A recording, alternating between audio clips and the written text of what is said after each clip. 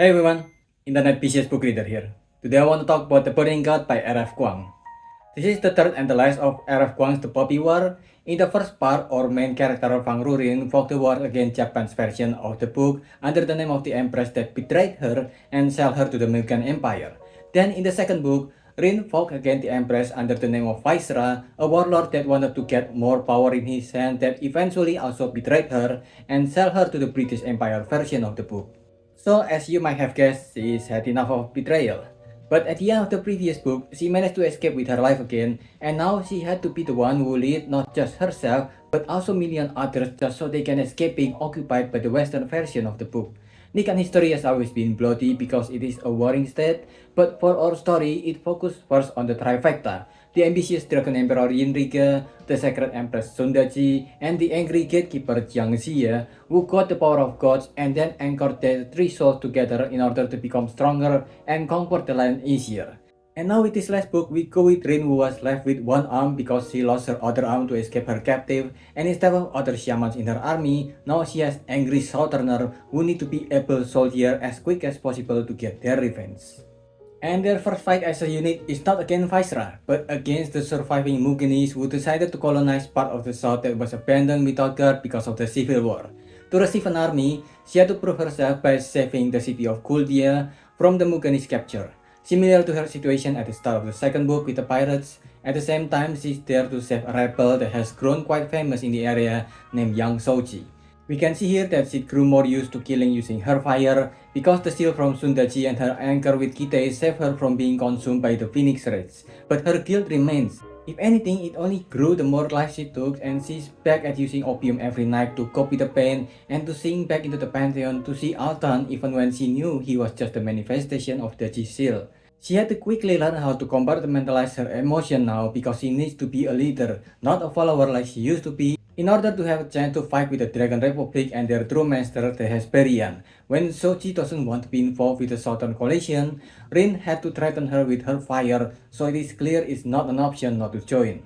Rin and Kite learn from Sochi that the Mukune survivor has clustered in a place in the most southern area of Nikan, Tikani, Rim's hometown. So she had to make a quick departure to save it, but first she'll have to bring the new recruit to regroup with the Southern Coalition at the Monkey's warlord place, Ruijin. She only has small numbers of units now, not enough to go to war. She needed the army that Liu Gurubai the monkey have, but like most politicians, he'd prefer to be short-sighted and see if he can just wait it out and see if he'll keep him safe that way, while Yin Faisa, the dragon warlord, invaded the warlord in the northern region first. But with more wind and more warlord he beheaded, he's getting closer to the south, and the pressure for him to get an army is getting higher. And because of the constant war, the food are getting worse. Even for soldiers, they're still getting jobs. There's barely any food. The people starve most of the time because their food was confiscated for war, and the soldiers are eating roots and ant porridge for their nutrition. So the holding up in the mountain that the politicians in the monkey province want to do is just unrealistic in the long term. So Rin decided to poison the general, and then she made sure that the army's royalty belonged to her instead of waiting for the old politician to change their mind. Another cruelty that she had to get used to. Now with 2,000 troops, she'd marched into the Roster province to save her hometown.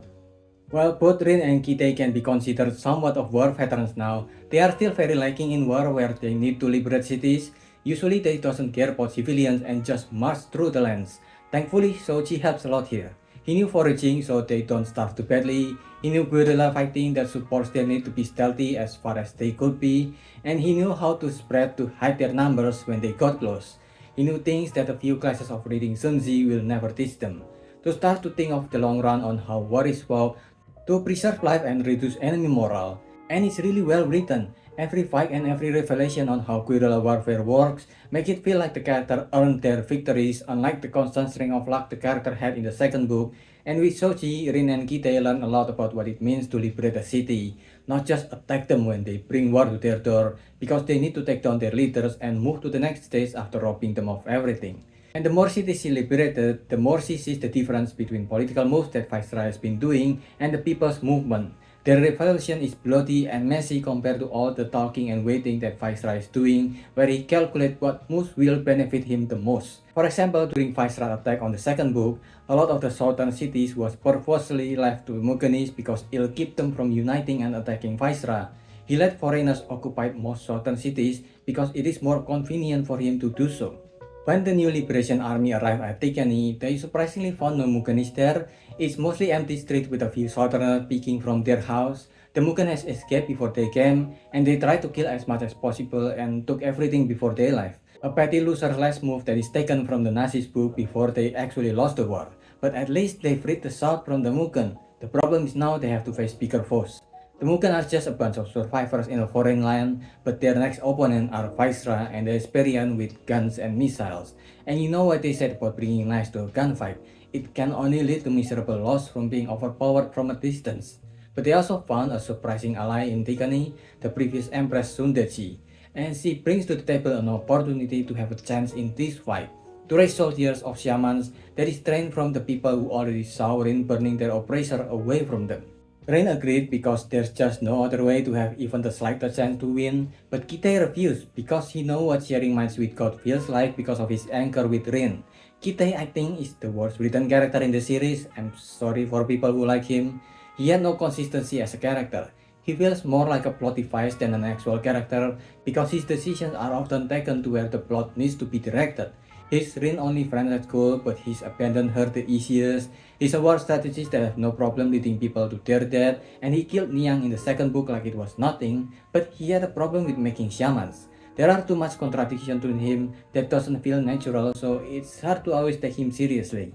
Remy, which is a character in another R.F. Kuang's novel, is Kite but much more well fleshed out as a character. But for this series, unfortunately, we doesn't have Rami, we have Kite. And Kite was kidnapped when Neisa appeared and attacked after the city celebrated the Mukenis' escape. Meanwhile, Sochi has been in contact with the monkey warlord to betray Rin and deliver her to Neisa for peace negotiation. Thankfully, none of them are aware that Daji are there. She manipulated them, so instead of delivering Rin to Neisa, they went to the prison mountain Chulukorik where they held match. They put Rin into the stone prison, I think mostly just so the author can show us what the eternal stone prison feels like, which I'm indifferent to. But of course, Daji along with Jiang comes to rescue her eventually. Rin might have lost Kite and the army she has raised so far, but now she's marching with two of the founders of Nikan. Jiang, who have joined them, is a different man than the teacher Rin followed in the past. He's not the man who put himself into the eternal mountain prison just so the world are safe from himself. He's someone who have remembered part of his past before Daji shielded him and Rike when two of them almost killed each other. They ride to the south to rescue Kite from the Hesperian church where they held the sinful prisoner. And then they went further south to the southern coalition that is holding up from being bombed by the Republic after they sell Rin to them. And this is where we finally saw how powerful Jiang is. Using the monster he summoned, he leveled the Republican army that's been parking in the south, including their dirigibles, the Zeppelin-type airplane of the Hesperians. Being close to the gatekeeper also allowed Rin to burn their ships, and one of the ships that are trying to escape had Viceroy, who fortunately Rin didn't take too long to burn to death. In manhwa, it's common to have him escape for another 1000 chapters, so it is refreshing to see the first president of the Republic die without any further plot armor. Then after taking care of the traitors in order to solidify her position, Rin took everyone to the Dog province so she could go to Mount Teisan to get the last of the original three founder, Yinrike. And the closer they got, the more Jiang remembers and the more he's losing control of himself, of his mind.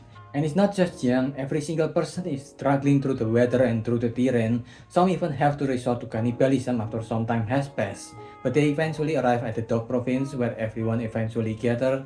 The southern army that Rin led, the Empress and Jiang, the 100 race that is led by the returning Chagan that wanted to take on the Trifecta, and even Neisa and the Hesperian army arrived before they went to the mountain. They managed to revive Riga and he turns out to be evil, which I think is supposed to be surprising, but we already have a lot of flashback from Daji's point of view. So the following scenes where Rin need to fight him is too obvious and in a non-flattering kind of way. I don't know why they have those flashbacks. It ended with most of the Hesperian's plane exploding on the mountain along with the Trifecta, but as per usual, Neisa survived. With most of the Hesperian firepower gone and the Trifecta conveniently taken care of at the same time, it is time for him to attack the Dragon Province. And conveniently, there is enough time to train more shamans as weapons, and conveniently, Kite created a few new inventions to help attack them. And they won the war. After 3 years of constant war, they finally won.